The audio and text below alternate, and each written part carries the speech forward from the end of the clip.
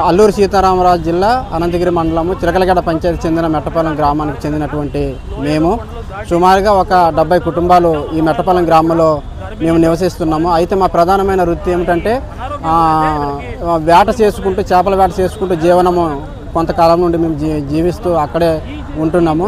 అయితే తుఫాన్లు వర్షాలు వచ్చినప్పుడు మాకున్నటువంటి బోట్లు వలలో పూర్తిగా ఆ తుఫాను వల్ల కొట్టుకుపోవడం జరిగింది.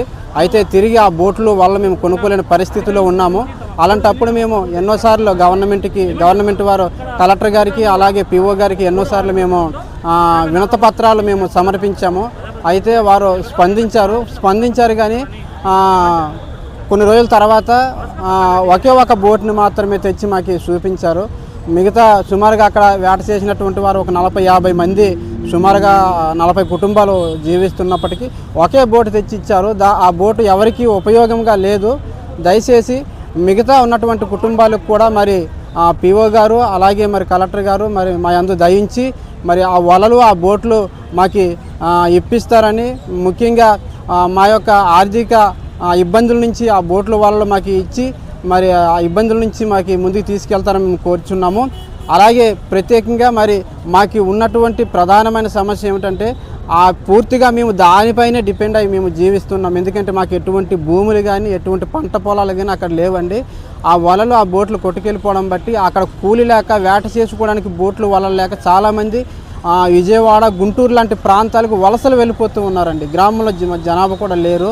దయచేసి పిఓ గారు అలాగే మా ఐటీడీ కలెక్టర్ గారు మరి దయచేసి మా మెట్టపాలెం గ్రామస్తుల యందు దయచేసి మరి బోట్లు వలలు మీరు కల్పించినట్లుగా అయితే మా కుటుంబాలన్నీ కూడా చక్కగా వేట చేసుకుంటూ మా యొక్క జీవన ఆధారాన్ని మేము ముందుకు తీసుకెళ్ళడానికి అవకాశం ఉంటుందని మేము ఈ మీడియా ముఖంగా మేము తెలియపరుస్తూ ఉన్నామండి.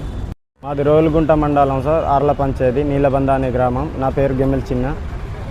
అంటే మాకు రోడ్డు లేక సార్, ఏదో స్కూల్కి చిన్న పిల్లలు వెళ్ళాలన్నా, జబ్బులు జ్వరాలు హాస్పిటల్కి వెళ్ళాలన్నా, అక్కడ తీసుకెళ్ళాలన్నా చాలా ఇబ్బందులు పడుతున్నాం సార్. ఇప్పటికే మాకు చాలా సంవత్సరాలు అయిపోతుంది సార్. ఇలా వీడియోలు పెడుతున్నాము, అన్నీ పెడుతున్నాము, ఎవరు సహకరించట్లేదు. ఇప్పటికైనా సహకరిస్తారని ఈ వీడియో కోరుకుంటున్నాను సార్. డిమాండ్లు అసలు దేనికి అంటే గర్భిణీ స్త్రీలు ఇబ్బంది పడుతున్నారా, చిన్నపిల్లలు ఇబ్బంది పడుతున్నారా, ఏంటి అసలు ప్రాబ్లం? గర్భిణీ స్త్రీలు అయితే పాలు తాగి పిల్లలు అయితే కురుపులు జబ్బులు జ్వరాలు వచ్చినా కిందకి మోసుకెళ్ళిపోతున్నాం సార్. అంటే మా కొండ స్థానంలో ఇంకా అలాగా ఉంటారు సార్, ఒక 10 మంది ఒక 20 మంది పిల్లలు ఉంటారు. వాళ్ళకి అయితే జబ్బులు జ్వరాలు వచ్చినా అక్కడ ఇంకా కిందకి తీసుకొచ్చేటప్పుడే కొంతమంది అయితే చనిపోతున్నారు సార్. ఎన్ని కిలోమీటర్లు నడుస్తున్నారు సార్? ఒక 5-10 అలా ఉంటాయి సార్. సీఎం చంద్రబాబు నాయుడు కానీ డిప్యూటీ సీఎం పవన్ కళ్యాణ్ కానీ మీ వినవించుకోలేదా? ఏమి వినవించుకోలేదు సార్. తెలియాలి కదమ్మా, వాళ్ళకి చెప్పాలి కదా, వాళ్ళు చెప్పలేదు. అప్పటిదాకా అంటే చెప్పాం సార్. చాలా వీడియోలు కూడా మా Govind sir CPM Govind party ఇంకా పెట్టారు వీడియోలు, అలాంటివి పెట్టాం. కానీ ఇంకా చాలా సార్ ఇంకా ఏం పట్టింపు